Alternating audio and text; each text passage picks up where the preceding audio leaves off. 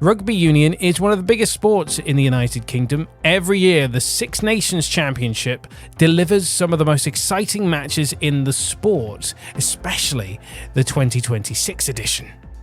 England, France, Ireland, Scotland, Wales, and Italy face each other in what is essentially the biggest prize in European rugby. The tournament, steeped in history, packed stadiums, and fierce rivalries that go back generations, starting with the Home Nations Championship, which then evolved into the Five Nations Championship, and in 2000, the Six Nations Championship. But here's something that I've always found strange, especially when I speak to rugby fans. Unlike football, where we have a UEFA European Championship or Euros, rugby union doesn't actually have a continental championship. 6 teams play each other each year, but the rest of Europe is completely outside of this system. And that's odd to me because there are some genuinely strong rugby teams elsewhere on the continent. Take the Georgian national rugby union team, for example. For years, they've dominated Europe's second tier of rugby, and right now, there's a very real argument that they could beat, say, the Welsh team. Sorry to the Welsh viewers. If rugby's governing body, World Rugby, really wants to grow the game globally, Europe seems like the obvious place to start. There are dozens of national teams across this continent, many of them improving very quickly, and technically, I should say, Europe does have a championship, the Rugby Europe International Championship, run by the continental governing body Rugby Europe. The problem is that none of the top teams play in it. The Six Nations sides are completely separate, leaving countries like Portugal, Romania, Spain, and Georgia competing what is essentially a second-tier competition with no route to the top, and Georgia have pretty much dominated it, apart from the occasional time where Romania have popped up to win it. And that highlights to me one of rugby union's biggest long-term issues. For most of its history, the sport has been fairly elitist. The same handful of countries have dominated the top level for over a century, and it's been extremely difficult for new nations to break into that group. It's pretty much the same as in cricket as well. Yet we've started to see new rugby countries emerge in recent years. Teams like the Japanese, the Uruguayans, the Chileans, the Portuguese, and the Georgians have all shown that they can compete at a much higher level than people once expected, going back to 2015 where Japan beat South Africa at the Rugby World Cup. But in Europe, the divide between the Six Nations and everyone else remains firmly in place, so why not create a proper European Rugby Championship? Now, before people comment and say, oh, you want it to replace the Six Nations. No, I don't. I have not mentioned that I want it to replace the Six Nations. It will not replace the Six Nations. That tournament is one of rugby's great traditions and a huge financial driver for the sport in Europe. But perhaps something played every 4 years, somewhere between Rugby World Cups. So in the odd years between Rugby World Cups. So we've got the 2027 Rugby World Cup. Let's have a 2029 European Championship, where the best teams from across the continent could compete. On paper, it sounds pretty straightforward. In reality, though, there are some very big obstacles to overcome. One of them being money, player welfare, and a system that has been built this way for more than 100 years, going back to the Six Nations. The biggest reason that a European Championship doesn't seem to exist, to me, is money. The Six Nations Championship isn't just a famous rugby tournament, it's also one of the most valuable competitions in the sport and owned by the federations that participate in it. Broadcast deals alone bring in well over £130 million every year, and that money is shared between the 6 unions that take part. For some of those unions, Six Nations revenue makes a huge chunk of their total income.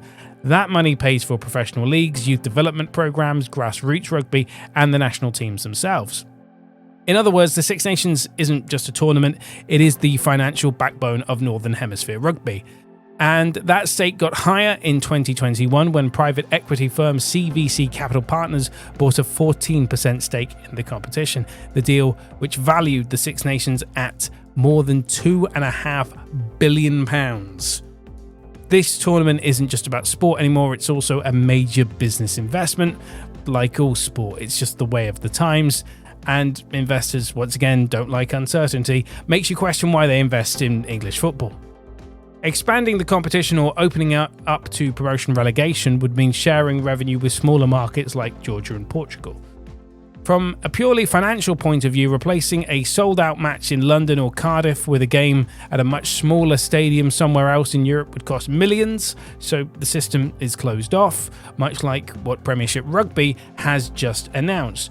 Partly tradition, but mostly because the economics strongly favour keeping things exactly as they are. The result is a strange split across European rugby. At the top, the Six Nations. Below that, the Rugby Europe International Championship, which includes the strongest European sides outside of the Six Nations like Georgia, Portugal, Romania, Spain. The Netherlands also compete, and Germany have just been relegated from it. The competition even has promotion relegation within its own structure, but there's one major limitation. No matter how much a team dominates, they cannot then get promoted to the Six Nations. There's been calls for Georgia to be added to the Six Nations for a very long time. In fact, there were a lot of calls for Italy to be replaced by Georgia. I bet they're looking a little bit silly after Italy beat England. Which means the system effectively works like a second division with no first division to reach. And no team has felt that limitation more than Georgia. They've dominated Rugby Europe's International Championship for years, regularly qualifying for the Rugby World Cup and continue to improve, and yet they remain outside the elite Northern Hemisphere competition. Even if the political and financial barriers disappeared tomorrow, rugby would still face another challenge. The sport itself is incredibly physical. Unlike football tournaments such as UEFA's Euros, rugby players simply can't play every 3 or 4 days for an entire month. It is a contact sport after all. Players well over 100 kilograms running into each other dozens of times every match. Because of that, World Rugby has introduced strict workload guidelines to protect players. Top professionals are generally limited to about 30 matches per season. They can't play more than 6 consecutive weeks without rest. They need proper off-season recovery periods. A month-long international tournament with group stages, knockout rounds, would push many players beyond those limits. The calendar is already quite tight. Adding another major tournament simply would make it worse.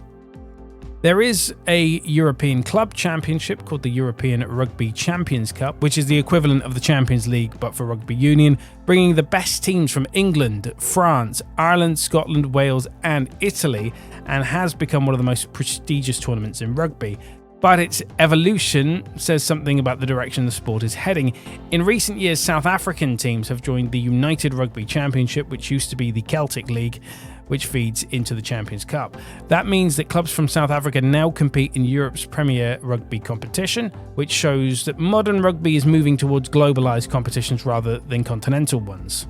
And that trend has become ever more clearer. In 2023, that's when World Rugby announced a new international competition starting this year in 2026, the World Rugby Nations Cup. This tournament will bring together the biggest teams from the Northern and Southern Hemispheres into a structured international league. Six Nations teams will regularly compete with the likes of New Zealand, South Africa, Australia, and Argentina.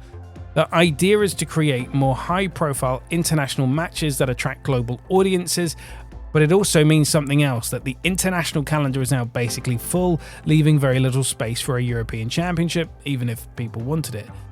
So why doesn't Rugby Union have a European Championship? At first glance, it does seem like an obvious idea. Even my ignorance was, why doesn't it happen? It should happen. I'd like to watch it every 4 years. It would be fantastic. A continent full of rugby nations, new teams emerging and improving, and a governing body that wants to grow the sport. But the reality is, as I've found out, it is complicated. European rugby isn't missing a championship by accident. The system was built this way. And for more than a century, the sport has revolved around the same group of nations that in 2000 created the Six Nations Championship, before that the Five Nations, and even far before that, the Home Nations Championship. The tournament now generates enormous revenue and supports much of the professional game in those countries. Changing it would mean risking that financial stability unless somebody came along with a huge wad of cash for those 6 unions to play in this tournament. It just wouldn't happen. At the same time, rugby's physical demands mean the calendar is already stretched to near breaking point. And with the introduction of World Rugby Nations Championship, the sport is moving ever further towards global competitions rather than continental ones. So the idea of a European Rugby Championship still sounds exciting. To me, it's still something that I would like to see happen in my lifetime. But for now, it remains just that, an idea from a random person on the internet. Because modern rugby, the biggest barrier isn't imagination, it's the system that already exists. And sometimes systems need breaking down. And just as I come to finish the animation work on this video, I thought, when do the Lions tours take place?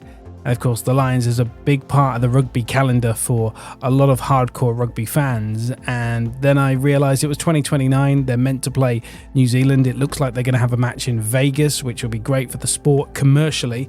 But I just thought this is completely unscripted because I didn't even include this bit. But the Lions and the Rugby Euros, obviously one would have to replace the other. If you gave me the choice between a Rugby Euros and the British and Irish Lions, I'm picking the Rugby Euros. Sorry to all you traditionalists, I don't understand the point of the Lions anymore. They always play the same teams. It's always Australia, South Africa, New Zealand. They never do anything interesting. Okay, holding the match in Vegas is interesting, but who are they playing? It's the All Blacks again. I just do not find that interesting. The fact that it's behind a paywall is probably another aspect of it, but if it was on free-to-air television, I still wouldn't watch it. I just don't care about the Lions. Unless they did something interesting, maybe they should have a 5-match series against like Fiji or Tonga, Samoa, Japan, Argentina. If they did that, then that might pique my interest, but it would just be a gimmick at that point, and I'd expect them to win those games anyway, so I just don't care about the Lions. And if scrapping the British and Irish Lions means I can get a Rugby Euros, I'm picking the Rugby Euros. It's far more interesting to me. And, you know, they're a team that doesn't make sense. The Barbarians, I love them. I love the concept. That makes sense to me. But the British and Irish Lions, just with the way the modern game's going and the commercialization of sport, it just doesn't make any sense to me. These traditions, I know traditional rugby fans love the Lions, but I just don't care for them, and I'd rather watch, you know, developing nations like Germany and the Netherlands, Romania, Georgia. I'd rather watch Georgia versus Wales in a Rugby Euros, or Ireland versus Russia. You know, when they're allowed back in to World Rugby, they were pretty decent at one point. Portugal versus Scotland. I'd rather watch that at a tournament and have watch that kind of competitive match. You can tell this is unscripted. I'd rather watch that kind of competitive match than watch another Lions tour. It just doesn't interest me. It doesn't pique my interest. And I am a casual rugby fan. I get that. I'm giving casual rugby vibes. Six Nations and World Cup is just about my entryway into rugby union. So yeah, I'd rather have a Rugby Euros than a Lions team or a tour.